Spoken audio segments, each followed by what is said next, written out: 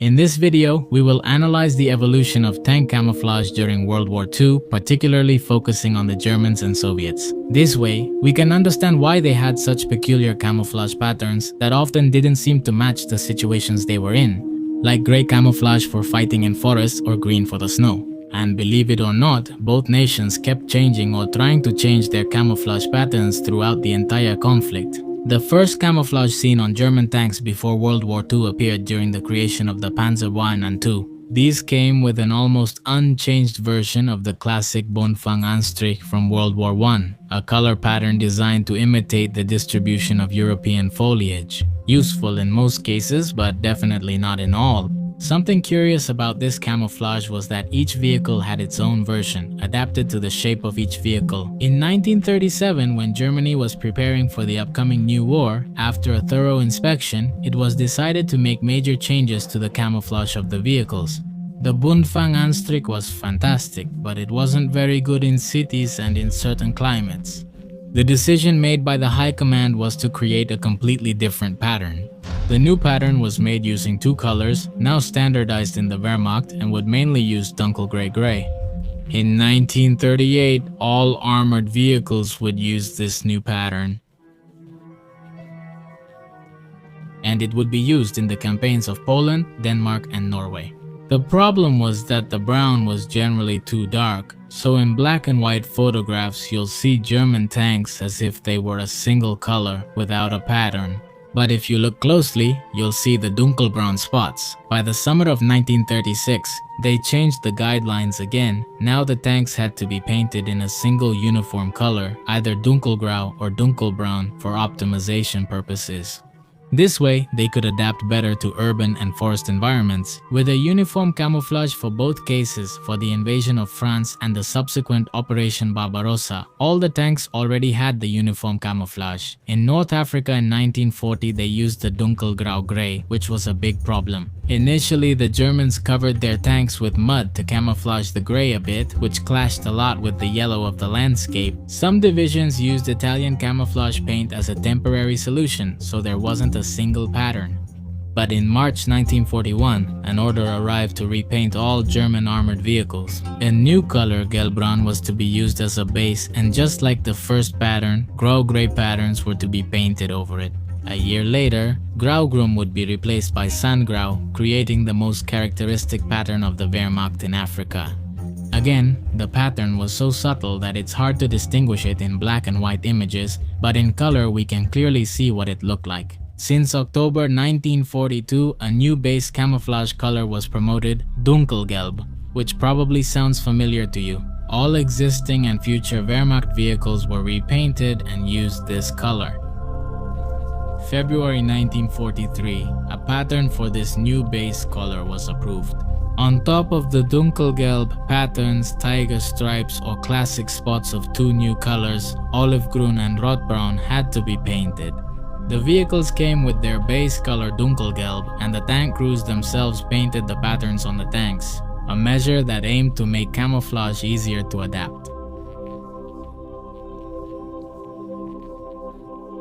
In August 1944, it was sent to both fronts. Instructions for a new camouflage, the ambush camouflage or Hinterhalt, which was the same Olivgrün and Rotbraun camouflage, but with yellow spots that greatly concealed the tank in the forests. This camouflage would never be replaced and would be used until the last day of the war. The last camouflage approved by the High Command was Oxyrut. In the last months of the conflict, there were only a few factories left, so they started using iron oxide-based paint to cover the tanks and prevent corrosion, fighting fire with fire.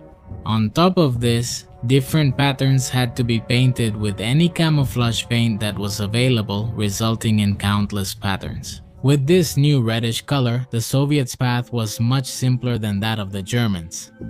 If you try to remember a Soviet camouflage from World War II, probably nothing comes to mind, well, except for the classic Soviet green. And that's because this was really the only real camouflage that the Soviet Union used in World War II. But of course, there were attempts to use camouflage, just like the Germans did throughout the conflict.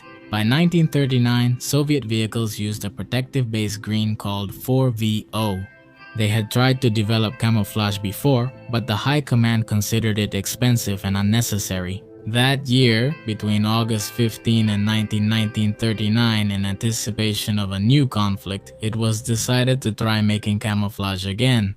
Camouflages with up to 5 different colors were tested, as varied as they were effective, all designed by the Scientific Research Institute of Engineering Vehicles of the Red Army. Unfortunately, such complex designs would slow down production and therefore the application of camouflage on Soviet vehicles. Construction difficulties. In May 1941, a camouflage pattern was approved for all frontline vehicles.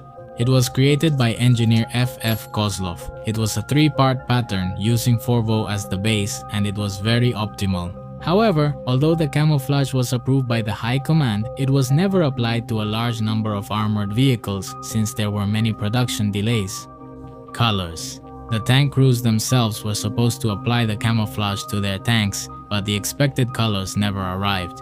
There was complete visual chaos with camouflage during Operation Barbarossa, despite already having camouflage regulations. After 1941, something that we could consider Soviet camouflage did start to be used, but with some nuances.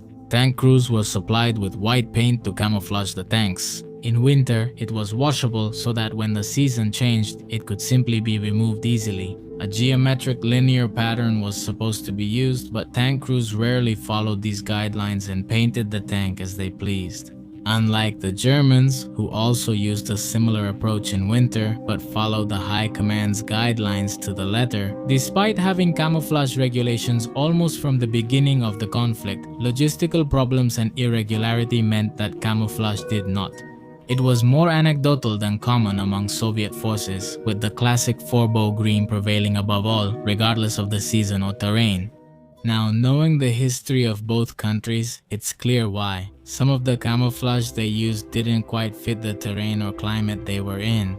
The Germans tried to standardize camouflage whenever there was a change in terrain or environment. But it was difficult to adapt to the climate and all the terrains quickly. So many times it could adapt well, like in Africa, or do very poorly, as happened on the Eastern Front with the changes in seasons and terrain. However, even though it was costly, it was the most effective approach in the war. The Soviets preferred to optimize the production of their tanks by not using any camouflage, so Germany prioritized the survival of its tanks. And the Soviets wanted to optimize production because the Soviets hated their helmets. In this video, you'll find the answer. Thank you for watching this video, and goodbye.